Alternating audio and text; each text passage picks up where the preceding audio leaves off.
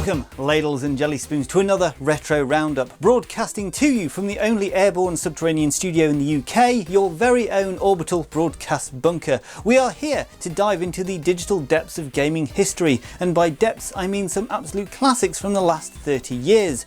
Joining me as always are two of the finest chaps to ever grace the bunker. You say that, but you never once offered to pay for me parking. And of course, the legend himself, Keith, the man who knows more about tea and badgers than anyone else, which is surprisingly relevant. Somehow. Well, every good show needs a proper brew and a badger fact, but we'll get back to that. Can't talk about games on an empty teacup now, can we? Okay then, let's rewind to 1994, the year of grunge music, floppy disks and some cracking PC games. Let's kick things off with... Who are you? System Shock, a first-person shooter action-adventure game set in 2072 aboard the Citadel station, where a rogue AI named Shodan aims to dominate Earth by terraforming humans into cyborgs or mutants. The player, a hacker, must navigate the station, combat enemies and thwart Shodan's plans. The game is known for its dark, atmospheric cyberpunk setting and a narrative that unfolds through logs, emails and radio messages. The game blends first-person shooting, exploration, puzzle solving and role-playing elements. It features a complex interface and non-linear level design, encouraging exploration and strategic decision making. Players manage resources, act systems and engage in combat with baddies, all whilst making choices that affect their experience. The game's interface, whilst innovative, had a steep learning curve. System Shock is a seminal game that influenced the immersive sim genre, and titles like Deus Ex and Bioshock. Although not a commercial success, it gained a cult following and is recognised for its pioneering integration of story and gameplay. Its legacy endures through re-releases, a full remake and a lasting impact on game design.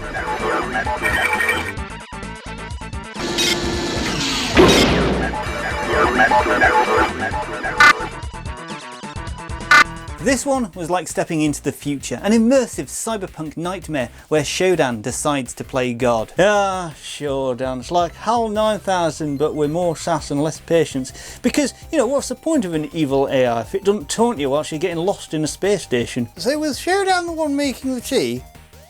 Because I mean that would explain the bitterness. Now, CD-ROM version of System Shock, which added all the bells and whistles, SVGA modes, full speech for emails and logs, and a bit of polish on the intro and ending sequence. I mean, back in day, this was like the digital Dulux version. And for those of you who love a good reference, System Shock doesn't disappoint. During the end game sequence, you can hack into another corporate computer and find data on powered battle armour. That little tidbit later found its way into Terra Nova Strike Force Centuri. And if you're really digging through the lore, you'll find hints in Wing Commander and Crusader. These games might share a universe with System Shock, as apparently there's a newspaper in Crusader Neuromorphs that mentions the AI and Citadel Station. So it's all connected, it's like a web of retro gaming conspiracy theories. And, you know, speaking of endings, here's a fun little spoiler for you. If you're in a rush and decide to engage the mining laser before activating the station shields, boom! You've just destroyed the Earth. But don't worry, Shodan sends you a nice email thanking you and inviting you to a celebration. Even includes a lovely picture of a city being incinerated. But of course, no robo party for you. The game just restarts. Classic Shodan, full of surprises. What's more terrifying than a killer robot? A killer robot with a god complex, obviously.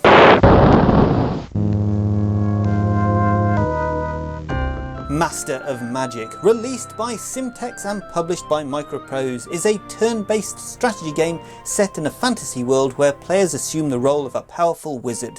The game is set across two parallel worlds, Arcanus, a traditional fantasy realm, and Mirror, a dark, more magical plane. The player's goal is to conquer these worlds by expanding their empire, mastering powerful spells, and ultimately defeating rival wizards. The game's setting is rich with fantasy elements, including various races like elves, orcs and dwarves, mythical creatures and a deep lore involving magical artifacts and legendary heroes. Yeah, Master of Magic combines elements of 4X strategy: explore, expand, exploit, exterminate, with role-playing mechanics. Players build cities, manage resources, research spells and engage in tactical battles. The game features a robust spell system, allowing players to cast over 200 unique spells, ranging from summoning creatures to altering the game world itself. Players can choose from 14 different races and customise their wizard by selecting various magical schools and traits. The gameplay is highly strategic, requiring careful management of armies, cities and diplomacy with other wizards. The game also features a tactical battle system where players control units in grid-based combat. These battles are influenced by the spells players have researched and the strength of their units, leading to a deep and rewarding strategic experience. Master of Magic is considered a classic in the turn-based strategy genre, often compared to Civilization for its depth and complexity. Whilst it didn't achieve massive commercial success upon release, it gained a devout following and is praised for its rich gameplay and deep strategic options. The game's influence is evident in later strategy titles, particularly those that blend fantasy with 4X mechanics, such as The Age of Wonder and Heroes of Might and Magic. Master of Magic has been re-released several times, including an updated version by GOG.com and a spiritual successor in the form of a 2022 remake which aimed to modernise the game whilst preserving its core mechanics. The original remains beloved by strategy enthusiasts and is often cited as one of the best examples of its genre.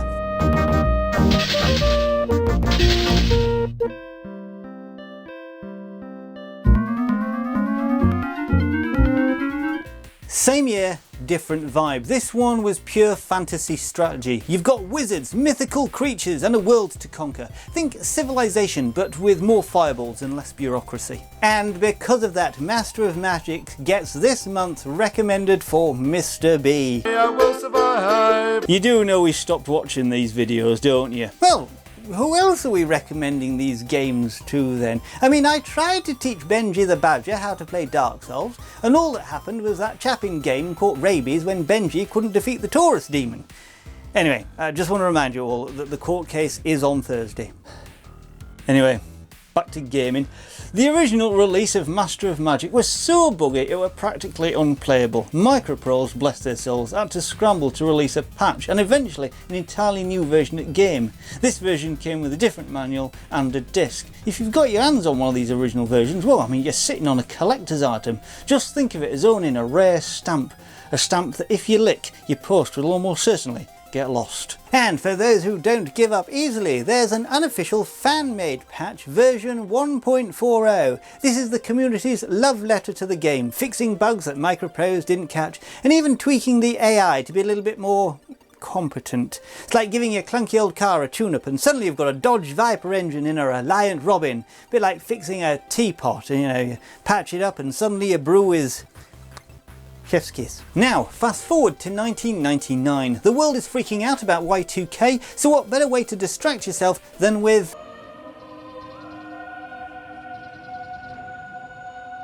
Homeworld by Relic Entertainment, a groundbreaking real-time strategy game set in a vast three-dimensional space environment. The game follows the story of the Kushan, a humanoid species exiled from their desert planet Karak. After discovering an ancient spaceship and a galactic map, the Kushan embark upon a journey to reclaim their lost homeworld, Hiagara. The narrative unfolds through beautifully crafted cutscenes and in-game events, highlighting the themes of exile, survival and the determination to return home. The setting is a richly detailed galaxy filled with various star systems, each with its own strategic importance and visual aesthetic. Homeworld is notable for its fully 3D environments, which were revolutionary for an RTS game at the time.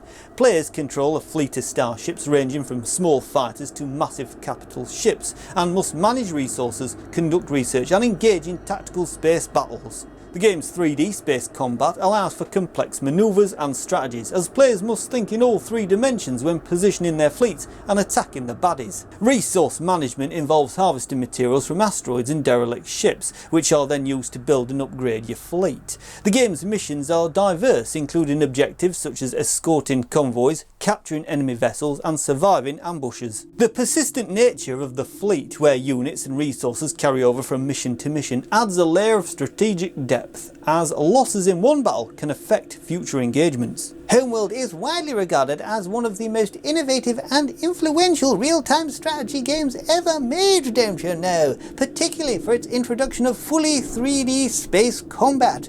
The game was critically acclaimed for its visual design, storytelling and sense of scale that it conveyed. It paved the way for other space-based RTS games and influenced the development of the genre, inspiring titles like Sins of the Solar Empire and EVE Online. The game spawned an expansion, Homeworld Cataclysm in 2000, and a direct sequel, Homeworld 2 in 2003, both of which expand on the original story and gameplay. In 2015, Homeworld Remastered Collection was released, updating the graphics and compatibility for modern gaming systems, whilst preserving the core gameplay. The series has maintained a strong cult following, and its impact on the real-time strategy genre and space games in general remains significant.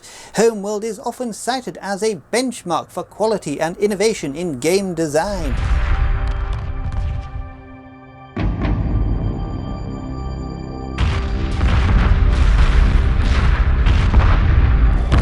Command your fleet, conquer the galaxy, all while dealing with space physics? It makes you wonder why you didn't stick to board games. Space? Does that mean no tea? Because it's a bit of a deal breaker for me. Here's a little nugget for the bookworms among us. Did you know that Homeworld made its way into the book 1001 Video Games You Must Play Before You Die by Tony Mott, the absolutely fantastic editor of Edge magazine. It's like being in the Gaming Hall of Fame, except instead of a trophy, you get a page in a very heavy book. Well, that's quite the recommendation. I suppose if you're going to play any game before you pop your clogs, this one should be right up the list. Right up there with a good brew. Here's the thing, like many great tales, Homeworld had its share of lost chapters. Originally the game was supposed to have 5 different races: Tridan, Kurshan, Tyrannic Raiders, Kidashi and Tiamat. But when final version rolled out, Tiamat were mysteriously absent. Modders have found traces of their ships in game source code, but Relic remained tight-lipped about them. It's like promising a 5-course meal and then only serving 4, with dessert mysteriously vanishing. That's a bit of a letdown, isn't it? Like expecting a nice scone with your tea,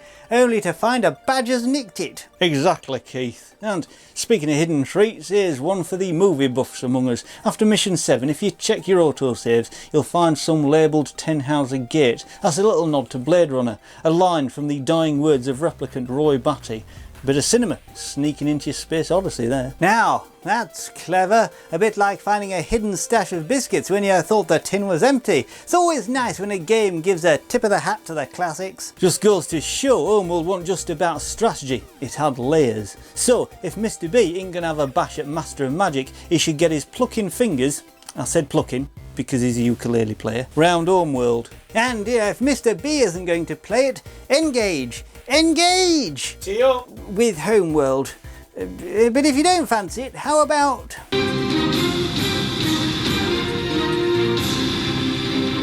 Resident Evil 3 Nemesis, released by Capcom for the PlayStation, is a survival horror game set in the fictional Raccoon City during the same timeline as Resident Evil 2. The game follows Jill Valentine, a former member of the Elite Stars team, as she attempts to escape the city following a viral outbreak caused by the Umbrella Corporation. The T-virus has turned most of the population into zombies or other horrific creatures. The game's title refers to the primary antagonist, Nemesis, a relentless bioengineered creature sent by Umbrella to eliminate all STARS members, including Jill.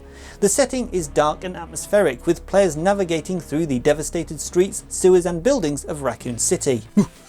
Kohigh Mathy's YouTube channel mentioning a Resident Evil game at the first available chance? Who'd have thought it? Resident Evil 3 Nemesis retains the series' signature survival horror mechanics, but introduces several new elements that add to the tension and challenge. The game is played from a third-person perspective with pre-rendered backgrounds and tank controls, typical of early Resident Evil titles. Players must manage limited resources such as ammunition and health items, while solving puzzles and battling various baddies. A key gameplay feature is the introduction of Nemesis, who can appear at almost any time, breaking through walls or chasing Jill across different areas. This creates a constant sense of danger and unpredictability. The players must decide whether to fight or flee. The game also introduced a live selection system where players must make quick decisions during certain moments, leading to different outcomes or paths through the game. The combat is more action orientated compared to previous entries, with Jill having the ability to dodge attacks and perform quick 180-degree turns, adding a more dynamic feel to encounters. The game also features a crafting system for ammunition, where players can mix different types of gunpowder to create various types of bullets. Resident Evil 3 is considered a classic in the survival horror genre and is praised for its intense atmosphere, memorable antagonist and innovative gameplay elements. Nemesis in particular became an iconic figure in the Resident Evil series, embodying relentless pursuit and fear. The game sold well and contributed to the growing popularity of the Resident Evil franchise, solidifying its place as a key title in Capcom's lineup. It also influenced the design of future survival horror games, particularly with the use of a persistent, nearly invincible enemy that can pursue the player across multiple areas. In 2020, Capcom released a full remake of Resident Evil 3, updating the graphics, gameplay and story elements for modern audiences whilst preserving the core experience. The remake was generally well received, although some fans and critics noted the omission of certain features and areas from the original game. Overall, Resident Evil 3 left a lasting impact on the genre, with its legacy continuing through remakes, references in other media, and its influence on game design in horror games that followed. Get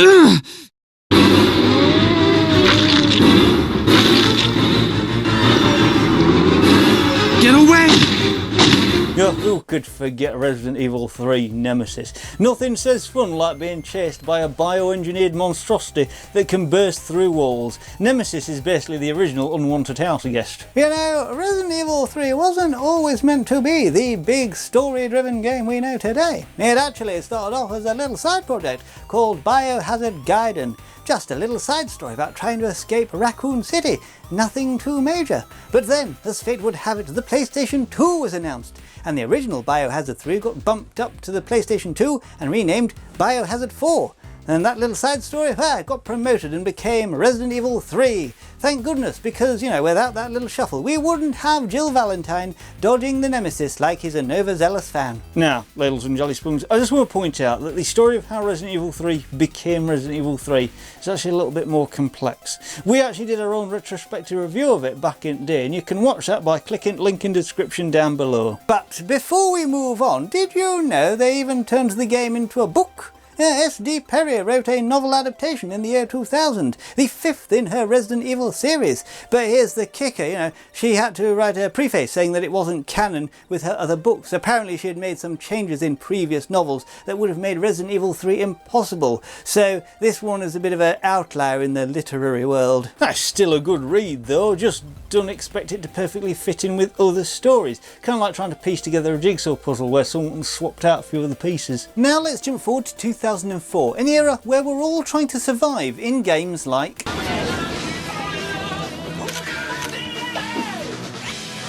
The Sims 2, a life simulation game where players create and control virtual people known as Sims as they navigate through various life stages, infancy to old age. Set in a suburban environment, the game allows players to craft their own narratives focusing on family, career and personal aspirations. The game introduced the aspiration system where Sims have life goals and the genetic system allowing traits to be passed down through generations. Building on original, The Sims 2 offers a deeper simulation with new features like aspirations, multi-generational gameplay and an expanded building system. Players manage Sims' lives from basic needs to complex relationships in a more dynamic and customizable 3D environment. The game's open-ended nature encourages creativity, with players designing homes, neighbourhoods and guiding Sims through various life experiences.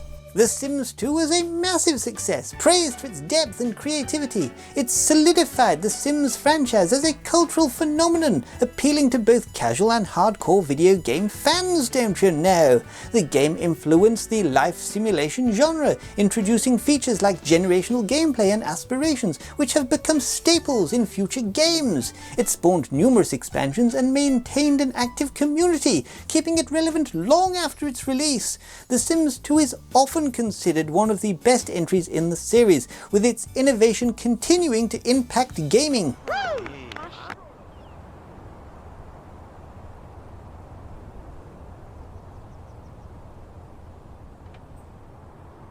The Sims 2 is not just a game, it's a cultural phenomenon. It even made its way into the book 1001 Video Games You Must Play Before You Die by Tony Mott, an absolutely fantastic editor of Edge magazine. I mean, it's quite an endorsement. It's like having your favourite tea blend win a national award. Yeah, I know that feeling. When the blend gets the royal nod, that's something to write home about. So The Sims 2 is like the Earl Grey of video games then. Here's something a little bit cheeky. The game had a memory description for doing woohoo with a service person like the maid. Originally they said, hey, what am I really paying for here? It was removed at first due to some ESRB issues, you know, the ratings people not quite seeing the humour in it. But somehow it snuck back into the game, a little Easter egg for those who are paying attention, or maybe just paying the maid. Well, it's a bit naughty, isn't it? Like slipping an extra sugar cube into your tea when no one's looking. Adds a bit of flavour. Speaking of flavour, did you know The Sims 2 weren't just about living virtual lives? It played a starring role in the machinima sitcom called The Strangerhood. This were from the same folks that brought us Red vs. Blue, I'll have you know. Blimey, that's like finding out your teapot has been moonlighting as a cafetiere. You'll never know what talents it might have. Exactly, Keith. The Sims 2 really was a jack of all trades. Simulation, comedy, and even a little bit of scandal. It's no wonder it's still fondly remembered, because nothing says escapism like pretending to do chores in a virtual world. I mean, at least in The Sims the tea never runs out, and that's a game I can get behind. Speaking of survival, who could forget Terminator 3, The Redemption. Terminator 3 Redemption, an action game that ties into Terminator 3 Rise of the Machines, set in a dystopian future where Skynet has taken over the world. Players control the T-850 Terminator, voiced by Arnold Schwarzenegger, as they navigate between the future war and present day events, trying to ensure John Connor's survival and stop Skynet's plans. The game expands on the movie's narrative, featuring iconic locations from the film. The game combines third-person shooting, vehicular combat and hand-to-hand fighting across various mission types, emphasising action over strategy. Players engage in intense combat, driving vehicles and piloting Skynet machines. The game's linear design includes a unique health system where the T-850 can repair itself using power from defeated enemies or damaged vehicles. Its cinematic presentation mimics the film's style, though the linear gameplay limits exploration. Terminator 3 The Redemption received mixed to positive reviews, praised for its faithful adaptation and action sequences, but criticised for its linear and repetitive gameplay. Whilst not a commercial hit, it is regarded as one of the better Terminator game adaptations, setting a standard for action-focused cinematic experiences in the franchise.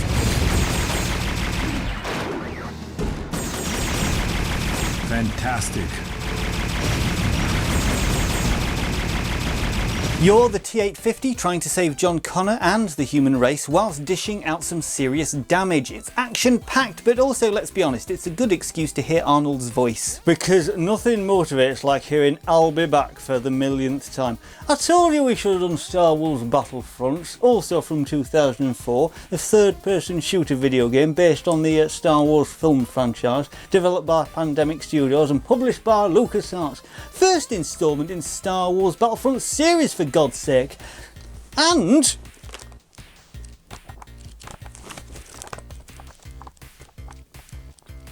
no, sorry, it's not in our Tony's book, but it should be.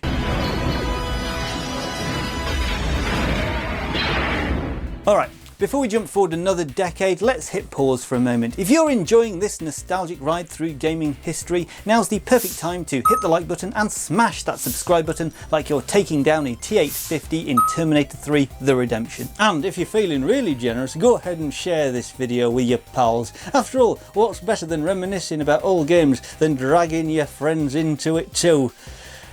Hello, Mr. B and Engage. And don't forget to ring that little bell icon. It's like setting the kettle to boil, so you'll always know when it's time for another brew. Or, you know, a fresh dose of retro goodness from our good selves. So hit those buttons and share the love. Let's keep this nostalgia train rolling. Next up, 2014. And it's hard to believe though that these next games are already clocking in at over a decade old. You won't believe how time flies when you're busy burning down virtual kitchens in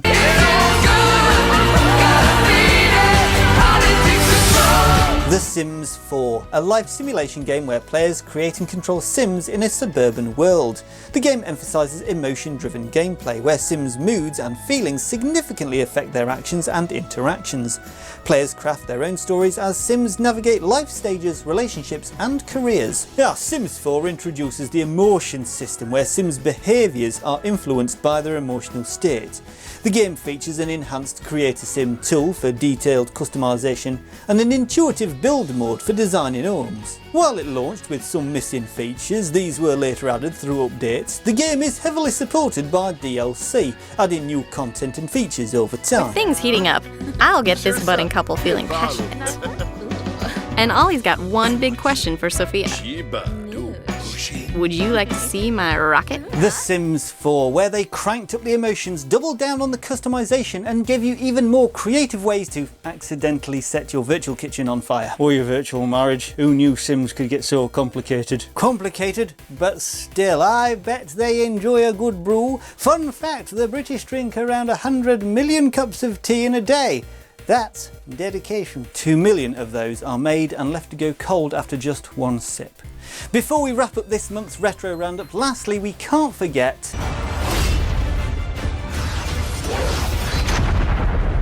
Middle-earth: Shadow of Mordor. Set in Tolkien's Middle-earth between The Hobbit and The Lord of the Rings, the game follows Talion, a Gondorian ranger resurrected and bonded with the wraith of Celebrimbor, seeking vengeance against Sauron's forces in the dark landscape of Mordor. The game features open-world exploration, stealth and combat, with its standout feature being the Nemesis system, where enemies dynamically evolve and remember encounters with Talion. Combat is fluid and combo-based, with RPG elements that allow for upgrading abilities and weapons. Players can dominate orcs to strategically manipulate the enemy hierarchies. Praised for its innovative Nemesis system and engaging gameplay, Shadow of Mordor set a new standard in the action-adventure genre. It inspired a sequel, Shadow of War, and influenced other games with its dynamic enemy AI. The game received multiple awards and is considered a significant achievement in the video game adaptations of Tolkien's universe.